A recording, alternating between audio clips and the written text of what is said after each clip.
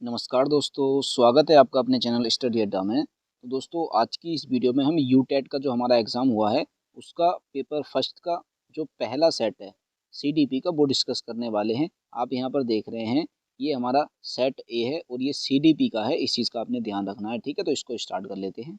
इस वीडियो में हम क्या है, आपको जो सिर्फ आंसर हैं वही बताएंगे, बाकी आप इसको एक्सप्लेन नहीं करने वाले हैं यहाँ पर। जिसके अंदर हमारा सबसे पहला ही क्वेश्चन आ जाता है कि इसमें कथन कहता है कि जो लड़के लड़कियों से अधिक बुद्धिमान होते हैं, यह कैसा है? तो ये क्या है भाई? ये लैंगिक पूर्वाग्रह को प्रदर्शित करता है, तो ऑप्शन नंबर सी इसका राइट है। दूसरा है कि पियाजे के अनुसार अनुकरण करने की प्रवृत्ति संज्ञानात्मक विकास की किस अवस्था से संबंधित है? तो ये जो हमारी अवस्था हो जाएगी, ये हो जाएगी संवेदी पेशीय अवस्था, और ये 0 से लेकर 2 वर्ष की होती है। इस चीज़ का भी आपने ध्यान रख लेना है, ठीक है। अगला है कि ब्रूनर के अनुसार मानसिक विकास की किस अवस्था में बच्चे अपनी अनुभूतियों को भाषा के माध्यम से अभिव्यक्त करते हैं? तो ये करते हैं सांकेतिक अवस्था के अंदर, यानी कि सिंबॉलिक स्टेज में, ठीक है। अगला हमारा जाता है कि वाइगोत्स्की के अनुसार बच्चों के सीखने में सर्वाधिक महत्वपूर्ण कारक है। तो ये हो जाएगा वाइगोत्स्की, क्या है भाई? इन्होंने सामाजिक से संबंधित दिया था, तो ये सामाजिक कारक हो जाएंगे, ठीक है। अगला हमारा जाता है कि सामाजिक बुद्धि का संप्रत्यय किसने दिया था? जो सामाजिक बुद्धि का कंसेप्ट था, ये दिया था थॉर्नडाइक ने, यानी कि ऑप्शन नंबर सी इसका राइट है। बालक बोध परीक्षण उपयोगी है। जो बालक बोध परीक्षण होता है, ये व्यक्तित्व मापन के लिए होता है, ठीक है।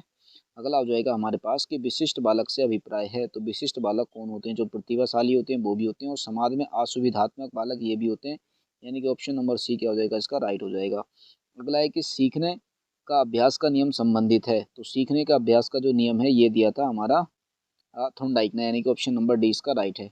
अगला है हमारे पास कि निम्नलिखित में से सतत आंतरिक मूल्यांकन का उद्देश्य है। तो सतत आंतरिक मूल्यांकन का जो उद्देश्य होता है, वो होता है छात्रों की संप्राप्ति में सुधार करना, ठीक है। सीखने में सहायक होता है, तो सीखने में जो अवधान होता है, यानी कि अटेंशन होता है, ये सहायक होता है। अगला हो जाएगा स्मृति का अंग नहीं है। तो देखिए, अधिगम, प्रत्यास्मरण और प्रत्याभिमान ज्ञान, ये क्या है? स्मृति के अंग है, जबकि जो चिंतन है वो स्मृति का अंग नहीं है। तो ऑप्शन नंबर 20 का राइट है। अगला है कि निम्नलिखित में से बालकों के व्यवहार से संबंधित महत्वपूर्ण घटनाओं तथा कार्यों का वर्णन करता है। तो बालकों की जो महत्वपूर्ण व्यवहार और घटनाएं होती हैं, उनका जो डाटा रखा जाता है, वो रखा जाता है एनेक्डोटल रिकॉर्ड्स में, यानी ऑप्शन नंबर सी इसका राइट है। अगला है कि बालक की भाषाई अभिव्यक्ति का प्रारंभिक रूप है। तो बालक जो होता है, वो भाषाई अभिव्यक्ति की जो प्रारंभिक रूप होता है, उसका वो क्रंदन होता है, यानी कि जब वो रोना स्टार्ट करता है, तो वही बालक की सबसे पहली अभिव्यक्ति होती है। डिसलेक्सिया किससे संबंधित होता है? तो ये होता है पठन विकार से, ठीक है। ऑप्शन नंबर सी इसका राइट है। अगला हो जाएगा एक अच्छे परीक्षण के गुण होते हैं। तो वस्तुनिष्ठ, वैधता, विश्वसनीयता, यानी कि सारे के सारे क्या हो जाएगा? इसका राइट हो जाएगा। छात्रों में चोरी करने की आदत को कैसे दूर किया जा सकता है? तो जब आप उसको अच्छे अच्छे एग्जाम्पल देंगे, यानी कि जो लोग चोरी कर रहे हैं, आप उनका भी एग्जाम्पल देंगे, और जो लोग चोरी नहीं कर रहे हैं, अच्छे काम कर रहे हैं, उनका भी एग्जाम्पल देंगे, तो बच्चों में जो चोरी की आदत होती है, वो दूर हो सकती है, ठीक है। अगला है कि सृजनात्मकता की पहचान होती है। तो सृजनात्मकता की जो पहचान होती है, वो नवीन परिणाम से होती है। जब आप कोई न्यू रिजल्ट करते हैं, तो इसका मतलब आपके अंदर सृजनात्मकता, यानी कि क्रिएटिविटी है। अगला है कि निम्नलिखित में से दृष्टि बाधित बालकों की शिक्षा में सहायक होता है। ब्रेल पुस्तकें होती हैं, बिल्कुल सही, जबकि श्रवण यंत्र भी हम कह सकते हैं, परंतु सबसे बेस्ट ब्रेल पुस्तकें हैं, ठीक है। अगला है हमारे पास निम्नलिखित में से अधिगम प्रक्रिया को प्रभावशाली बनाने में सहायक है। सीखने की इच्छा, विप्रेरणा, विद्यालय का उत्तम वातावरण, सारे के सारे इसका बिल्कुल राइट है। अगला है कि एक सामान्य बालक में बुद्धि लब्धि का स्तर होता है। तो सामान्य बालक की जो बुद्धि लब्धि होती है, वो 90 से 110 होती है, यानी कि ऑप्शन नंबर ए इसका राइट है। अगला है कि समावेशी शिक्षा किस सिद्धांत पर आधारित है?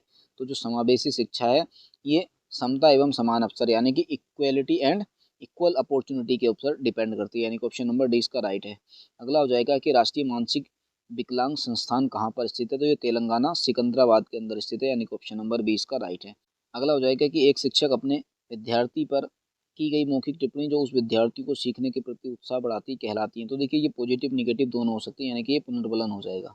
अगला है हमारे पास कि मैस्लो के आवश्यकता पदानुक्रम सिद्धांत के अनुसार अभिप्रेरणा का सर्वोच्च स्तर है। तो ये होता है सेल्फ एक्चुअलाइजेशन, यानी कि आत्मसिद्धि की आवश्यकता जो होती है, यही अभिप्रेरणा का सर्वोच्च स्तर होती है। अगला है कि व्यवहार का निरीक्षण करके मानसिक दशा को जानना। व्यवहार का निरीक्षण करके मानसिक दशा को जानना, यह कथन शिक्षा मनोविज्ञान की किस विधि से संबंधित है? ये तो यह निरीक्षण विधि से, यानी कि ऑब्जर्वेशनल मेथड इसका राइट आंसर हो जाएगा। अगला जो होता है हमारे पास शिक्षा का पूर्व क्रिया चरण संबंधित है। तो शिक्षण का जो पूर्व क्रिया चरण संबंधित है, इसमें सबसे पहले हम क्या करते हैं? पाठ्य योजना की तैयारी करते हैं। अगर आपने पाठ्य योजना की तैयारी नहीं की है, तो इसका मतलब आपका जो शिक्षण प्रक्रिया है, वो भी अच्छी नहीं होने वाली है। अगला हो जाएगा कि छात्रों में सीखने की योग्यता निर्भर करती है। तो छात्रों में जो सीखने की योग्यता होती है ये व्यक्तिगत भिन्नता पर यानी कि इंडिविजुअल डिफरेंस के ऊपर निर्भर करती है। सबसे ज़्यादा इसके ऊपर करती तो इन सबके ऊपर है, परंतु सबसे ज़्यादा व्यक्तिगत विभिन्नता के ऊपर निर्भर करती है।